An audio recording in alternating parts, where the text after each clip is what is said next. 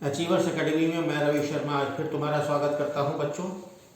और आज एक प्रेरक कहानी, और ये कहानी लगभग 150 वर्ष पूर्व की है।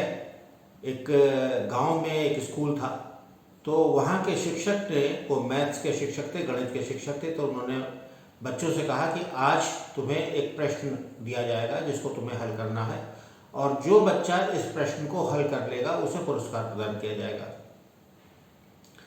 तो सभी बच्चे जी जान से उस प्रश्न को हल करने में जुट गए, लेकिन ज़्यादातर बच्चे उस प्रश्न को हल नहीं कर पा रहे थे। तभी एक बच्चा उठकर शिक्षक के पास गया और उन्हें बताया कि उसने वो प्रश्न हल कर लिया है। दूसरे बच्चे ये देखकर थोड़ा अचंभित थे कि ये थोड़ा सा बहुत ही कुशाग्र बच्चों में नहीं आता है, फिर भी इसने इस प्रश्न को हल कर लिया और हम इस प्रश्न को हल नहीं कर पाए। खैर, शिक्षक ने उस प्रश्न को देखा, उस प्रश्न के उत्तर को देखा, तो उन्होंने देखा कि वो सही उत्तर था। तो वो बहुत खुश हुए, बच्चे को शाबाशी दी और उसको उन्होंने पुरस्कार प्रदान किया।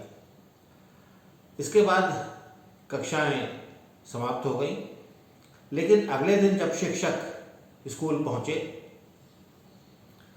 और जब वो कक्षा में आए तो वही बच्चा फूट फूट कर उनके समक्ष रोने लगा और कहने लगा, सर ये आप पुरस्कार वापस ले लीजिए श्रीमान, क्योंकि मैं इस पुरस्कार के योग्य नहीं हूँ। शिक्षक चकित रह गए। उन्होंने पूछा कि तुमने तो प्रश्न का सही उत्तर दिया है, तभी तुमको पुरस्कार दिया गया है, तुम ऐसा क्यों कह रहे हो? तो उस बच्चे ने जवाब दिया कि दरअसल मैंने इस प्रश्न का उत्तर पुस्तक में देखकर लिखा था, ये मेरा मौलिक उत्तर नहीं था। इस पर शिक्षक ने उस बच्चे को गौर से देखा और कहा कि तुमने सत्य बात कहने की तुम्हारे अंदर इतनी ताकत है, तो ये बहुत अच्छी बात है। मुझे इस बात का ज़रूर दुख है कि तुमने पुस्तक से देखकर उसका हल लिखा, लेकिन तुम्हें शायद अपने घर में जाकर इस बात का एहसास हुआ और तुमने पश्चाताप स्वरूप आज आकर उस बात को स्वीकार किया कि ये प्रश्न तुमने स्वयं हल नहीं किया था, इसलिए तुम पुरस्कार के योग्य नहीं हो। इसी तरह अगर सत्य और निष्ठा के पथ पर तुम लगातार चलते रहोगे तो निश्चित रूप से एक दिन जीवन में बड़ा स्थान हासिल करोगे। और बच्चों, तुम्हें बताना चाहूँगा कि यही बच्चा आगे चलकर गोपाल कृष्ण गोखले के रूप में हमारे देश में प्रतिष्ठापित हुआ, और ये बच्चा भारतीय राष्ट्रीय कांग्रेस में वरिष्ठ नेता के रूप में, एक स्वतंत्रता सेनानी के रूप में, विचारक के रूप में, समाज सुधारक के रूप में पूरे देश में ख्याति अर्जित की।